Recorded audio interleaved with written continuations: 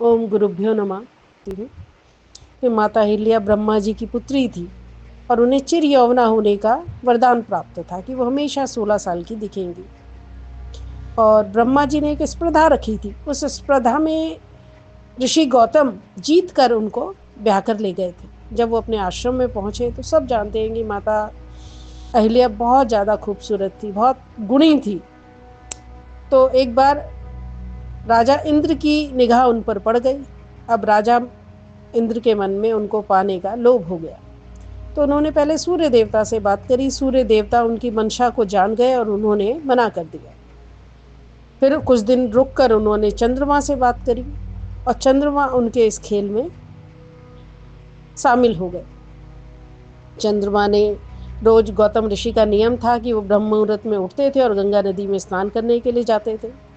चंद्रमा उस दिन पहले ही छुप गए और ऐसा कर दिया कि जैसे सुबह हो गई हो। गौतम ऋषि उठे और स्नान करने के लिए गंगा नदी की तरफ चले गए। जैसे ही वो गंगा नदी में पहुंचे तो गंगा नदी ने देखा। उन्होंने कहा, ऋषिवर, अभी तो ब्रह्म मुहूर्त नहीं हुआ भाई, अभी तो आधी रात है, आप कैसे आ गए?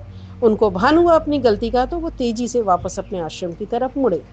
और इतनी ही देर में इंद्र ने गौतम ऋषि का वेश धरा और सीधा आश्रम के अंदर आने लगा। पर अहिल्या माँ को भान हो गया कि ये कोई और है।